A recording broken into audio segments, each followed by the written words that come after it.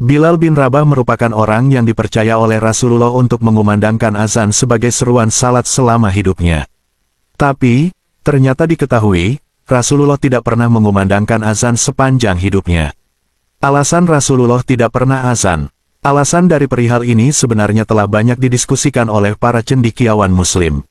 Salah satunya adalah Imam Besar Arab Saudi Syekh Asim Al-Hakim yang kemudian berpendapat bahwa Rasulullah tidak pernah azan karena tanggung jawab yang ia emban untuk umatnya jauh lebih besar.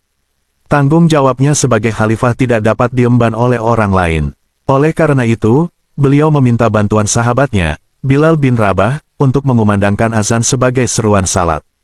Rasulullah tidak pernah mengumandangkan azan karena beliau sibuk dengan urusan yang lebih penting dan bernilai lebih besar bagi umatnya. Jelas Syekh Asim, seperti dikutip dari situs resminya.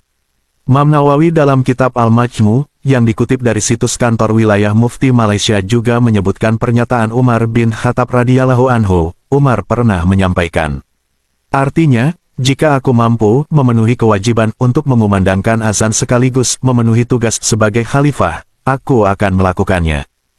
Alasan lain mengapa Rasulullah tidak pernah azan adalah karena beliau adalah sosok yang konsisten dalam melakukan sesuatu. Seperti yang telah disebutkan sebelumnya, waktu beliau sudah dihabiskan untuk urusan umat. Hal ini membuatnya tidak dapat berkomitmen dalam hal lain, seperti mengumandangkan azan setiap waktu salat. Pendapat ini dikemukakan oleh Imam Izzuddin Abdul Salam dalam kitab Ahasin Al-Kalam. Pendapat lain diungkapkan oleh Al-Hattab dalam kitab Mawahib Al-Jalil. Menurutnya, lafaz azan yang mencakup klausa kewajiban merupakan salah satu alasan mengapa Rasulullah tidak pernah azan. Lafaz, bersegeralah menuju salat, dalam azab mengimplikasikan kewajiban yang harus segera dilakukan ketika diucapkan oleh Rasulullah. Panggilan beliau memiliki nilai wajib dan beliau ingin melindungi umatnya dari hukuman yang disebutkan dalam surah An-Nur ayat 63 yang berbunyi. Artinya, janganlah kamu jadikan panggilan Rasul di antara kamu seperti panggilan sebagian kamu kepada sebagian yang lain. Sesungguhnya Allah mengetahui orang-orang yang menyelinap di antara kamu dengan bersembunyi, maka hendaklah orang-orang yang menentang perintah Rasul-Nya takut akan mendapat fitnah atau azab yang pedih. Saat umat Muslim menaklukkan kota Mekah pada tahun 8 Hijriah, Rasulullah meminta Bilal bin Rabah untuk mengumandangkan azan di atas Ka'bah. Sejak saat itu, Bilal diutus sebagai muazin untuk mengumandangkan azan sebelum waktu sholat tiba. Namun, kenapa Nabi Muhammad tidak pernah azan sendiri? Pertanyaan ini seringkali dilontarkan oleh umat Muslim, khususnya bagi mereka yang masih awam. Sebab, tidak ada satupun riwayat sahih yang menyatakan bahwa Rasulullah pernah mengumandangkan azan sebelum sholat. Beliau dikisahkan hanya pernah mengumandangkan azan saat momen kelahiran seorang anak. Kala itu, beliau mengumandangkannya di telinga kanan sang bayi. Azan dikumandangkan untuk memberitahukan tibanya waktu sholat untuk kaum muslimin. Hukum azan ini adalah sunnah. Namun, ada juga sebagian ulama mengatakan bahwa hukumnya fardu kifayah. Meski begitu, dalam banyak riwayat tidak pernah disebutkan sekalipun bahwa Rasulullah pernah mengumandangkan azan sebelum sholat.